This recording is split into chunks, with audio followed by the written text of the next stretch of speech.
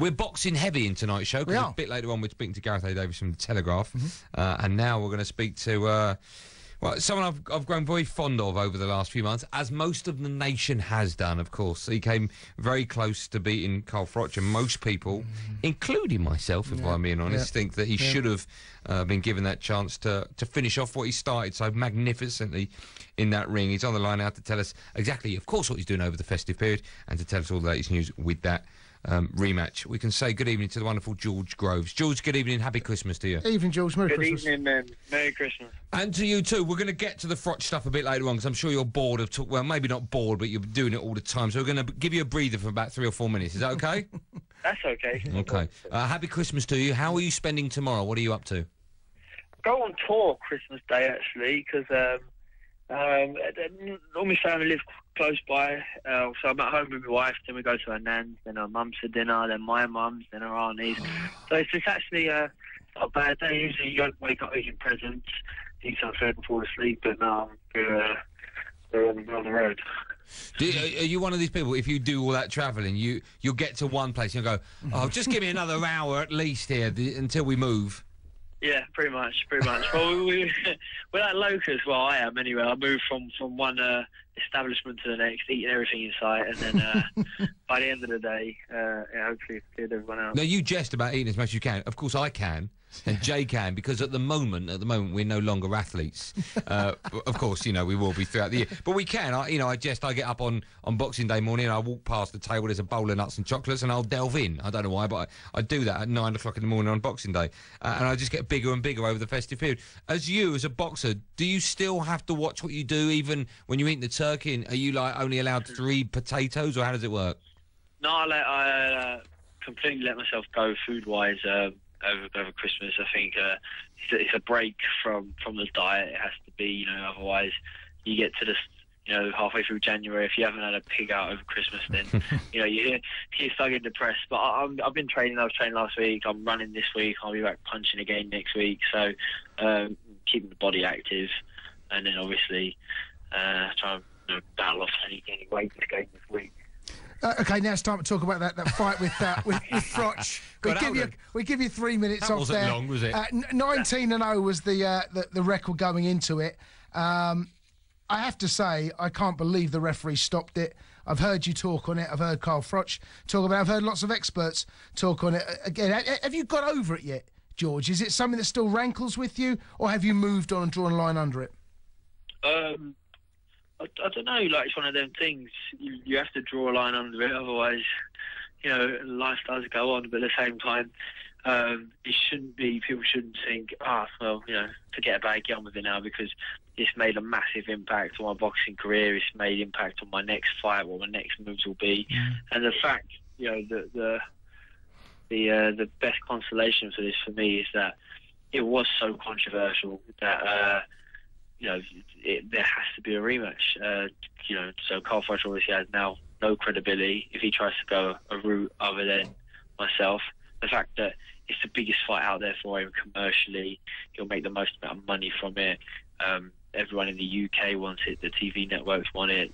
There's no other interest for him in any other fight. Then obviously the pressure's there, and I'm already standing there saying, rematch or retire, I'm ready for you. So if he does try and go another route, then he's going to lose all credibility. So, with that in mind, knowing that the rematch is most likely going to happen, well, then I know I'm only 12 rounds, if that, away from becoming world champion. So, what is the latest with regards to contact? Has there been any between your camp and his? Well, I'm self-managed now, and I'm promotionally free, so I'm essentially the free agent. So I've put it out there. I've spoke to his promoter, Eddie Hearn, see where they're at. Where are they at, George? Well, he said he spoke to Carl this week. Apparently Carl has a few offers. He's put them to him. I don't know the details of that. I wouldn't ask the details of that. Everyone knows that the biggest fight out there for him is a rematch against me. So I'm sure once Froch sits down and speaks with people, the only reason that won't happen is because he's scared of me. So if he's the man he claims to be and he'll fight anyone, he bangs on about this legacy that he's trying to create, well then, I'll get my rematch. In your heart, George, do you think there'll be a rematch? Do you think let me rephrase that, do you think his next fight will be a rematch?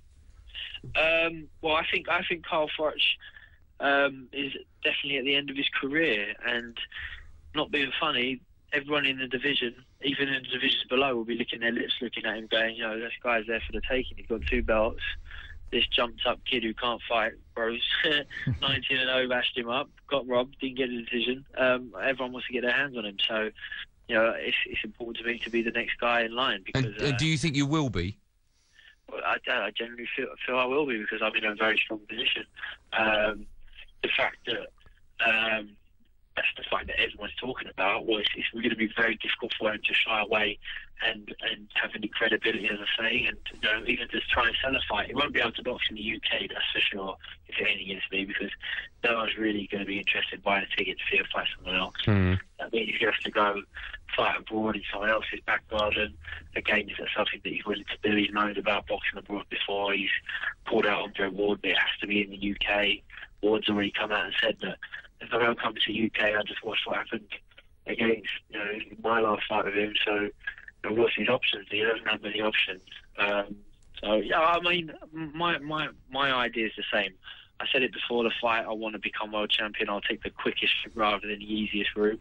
And the same goes now. In theory, the quickest route is a rematch, because it's the fight everyone's demanding. If not, then I've got to look elsewhere. But I'm in a very strong position, so the goal's still there. Well, there's so many different options, and we know how difficult, you more than anyone, how difficult sometimes it is to get these fights done and dusted. If it doesn't, have you got a plan B, so to speak? Have you got something lined up that you might want to go through? Well, I'm speaking to a lot of promoters, and it wouldn't be sensible to disclose other plans that promoters have got for me right now. But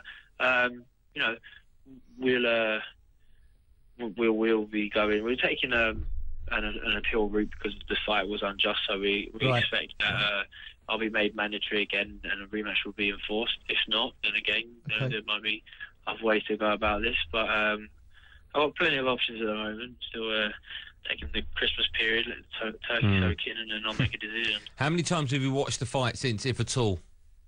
I came back and I watched it just to make sure I wasn't, didn't in total denial. And I watched it and I was like, oh, it's even worse, because exactly how I thought it was, So I watched it a few times since, and then I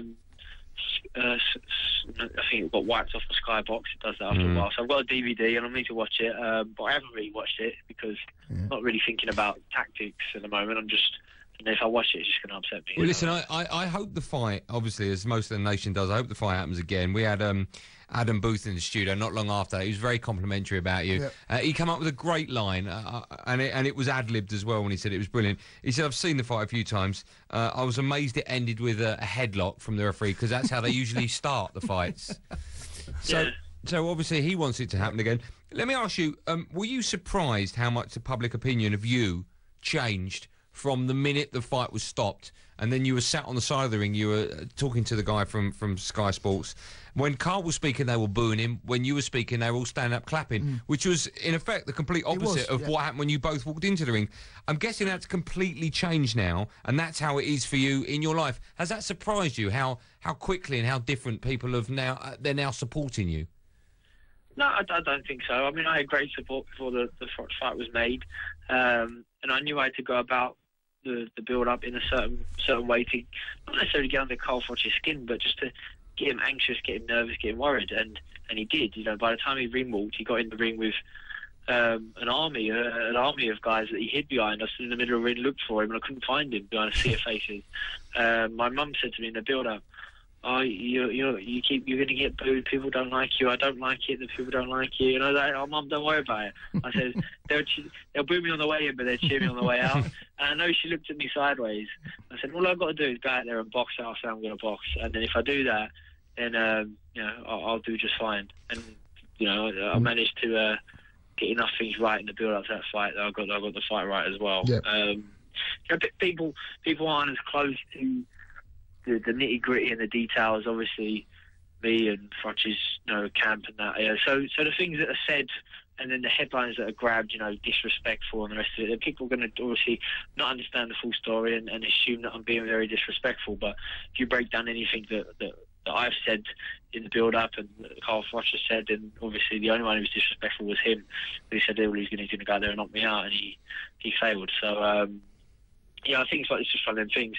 It's great that it told a little story, got people involved, and to the point where people were emotionally involved. Where they wanted to boo an unbeaten British fighter on the way in, and then cheer a beaten fighter on the way out. So it's boxing. I think it's one of those sports that can. Indeed. Well, let's hope you get your chance very, very soon. Yeah, As everyone or most people know, George, you're a big Chelsea fan. What have you made of Chelsea's start to the season and the game against the Gooners last night? Yeah, I managed to get down there. A friend got me a ticket. I did it posh. I sat in the box and had dinner with the wife and that. And we did. I was expecting to get beaten up, possibly. He was wearing the Chelsea badge and the shorts. But Chelsea had a bit of an up and down season. Nothing horrific. Nothing sensational. This it's been prolonged. I think we're challenged though. I know people give me a sideways look when I say I think it's like Chelsea and Man City this year. I think Man United will be there. Arsenal and Liverpool fall away. I think Chelsea will be there. Mourinho's a successful man, at least. Does he need to? He needs to buy a striker in January. Do you think if you are going to challenge? I don't know. I mean, it seems any strikers Chelsea get, it takes them a while to get firing. I thought was Mourinho the man to get Torres firing. He started off all right. Off a bit of an iffy spell. Same with Etu, that hasn't really come in firing. So, I never really think a new player is the right option, but what do I know? What do I know? George, again, thank you so much for coming on to the show. I really appreciate that because, of course, it's Christmas night or Christmas Eve night. And will you do me a favour? If at all possible next year, would you come into the studio early on with me and Jay and we'll have a proper boxing chat? That'd be great. Of course, love to. Is that right? Because Jay said he's more than happy to stand in and you can show me exactly what you're going to do to Carl Froch next time. Is that all right? I'll think about it tonight. I'll write it down. George, and just bring me a gum shield and a head guard. And a bed. Merry George, Christmas. Yeah, happy Christmas, George. Thank you so much for coming on, pal. Take care. Be well.